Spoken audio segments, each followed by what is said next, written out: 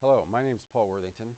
I'm one of the directors of the Professional Development Division here in Lindamood-Bell Learning Processes in California. We're doing a presentation, just a quick presentation that addresses some of the reform initiatives that we have taking place in our organization as it pertains to the federal government's initiative called Race to the Top. The subtitle on this presentation is in all seriousness, what's it take to win in your race to the top? If you're an underperforming school, more specifically, we're going to talk about Lindamood-Bell's professional learning communities are key in terms of the successful strategies that are necessary for turning around schools or transforming schools that have been identified as schools needing to be turned around, transformed, or otherwise. Just a quick overview. Lindamood-Bell's, we're going to address in the first part of this Lindamood-Bell's theory and practice of turning schools around. We're going to talk a little bit about how that's implemented in the context of schools, and then what evidence is there that it works. So the first part of this, a quick quote from the current Commissioner of Education for the state of Colorado, Dwight Jones. We strongly encourage schools to avail themselves of the providers and the research-based proven methods they offer. The department is committed to partnering with schools and districts in the development of comprehensive turnaround plans and to assist in the effort to improve student achievement for all. And he further, of course, goes on to say this is urgent work. Well, he's absolutely right. The question that we pose to state departments of education, folks in schools, all the way down to teachers that are in those schools. What are the variables that we must control for to systematically improve and sustain student achievement? The reason we pose that question, first of all, it's a valid way to look at it. Second, it's that it's necessary from the accountability mandates of both federal and state governments in order to turn around or transform schools. We've accepted that challenge. The categorization of organizations as providers are educational management organizations, charter management organizations, institutions of higher education, boards of cooperative educational services, in the case of Colorado, like a BOCES. Many states have those kinds of issues or organizations. The category that we fit into, just to help you think about it, is that Lindamood-Bell is an educational management organization, and our specialty is using professional learning community models, or a model that we've developed with districts and or schools to significantly increase language and literacy. In other words, student learning in all curricular areas through state-of-the-art professional development, data management, and a variety of other issues, components that are necessary for substantive turnaround efforts. I'm going to make a bold statement. We know how to turn around schools. We've been involved in this for some time.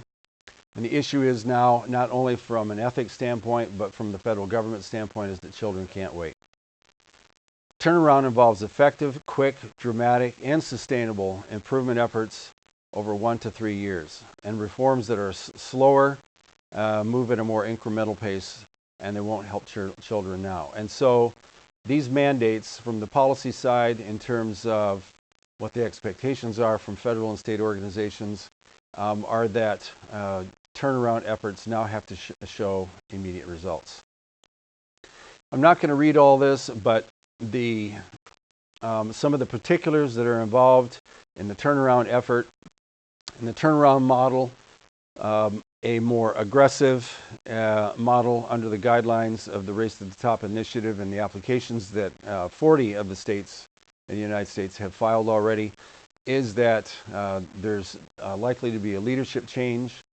Up to 50% of the staff in the school are going to be moved around, or there's a transformational model which includes these 4 components. Develop teacher and leader effectiveness. Number 2, comprehensive instructional programs using student achievement data, which we'll talk about in just a little bit later. Extend the learning time and create community-oriented schools, and provide operating flexibility and intensive support. All these are critical components that are related to both the turnaround and the transformational model. We do not get involved in restart, not directly involved, I should say, in restart or closing schools. At some point, I expect that we could get involved in that. If a school closed down and they're going to start fresh and they're still looking for an initiative that uses the kinds of services that we provide, then at that point, then we could be involved. Title of this slide: We Can Do This. I've already stated we already have a number of initiatives underway, but here are the components or the specific areas of specialization. In fact, in the state of Colorado, when we filed a request for information that was sent out by the Colorado Department of Education, these are the 4 categories that we applied for, and we were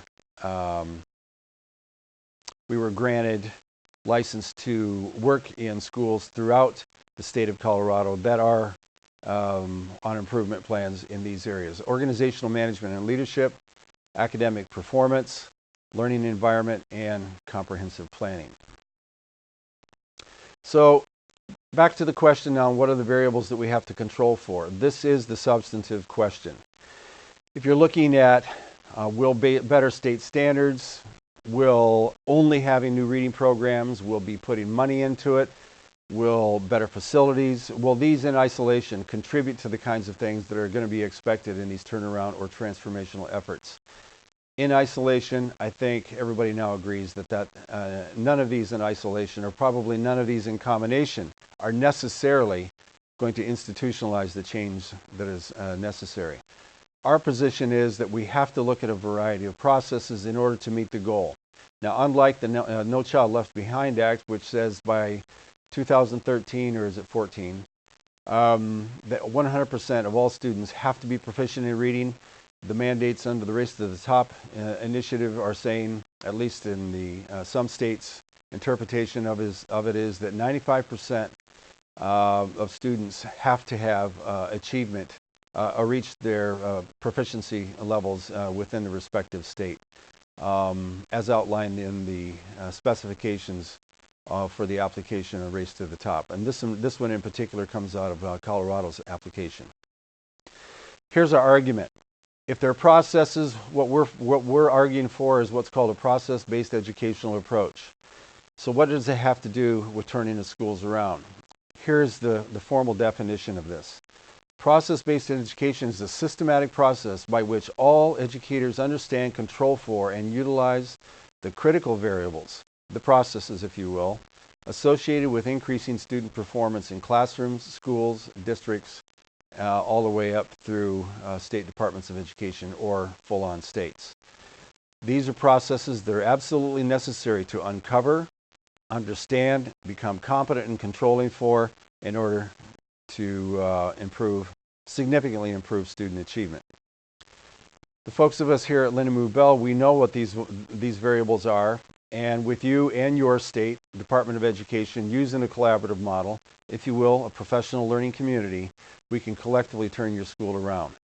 And based on the evidence that we already have, your school can be turned around or minimally transformed.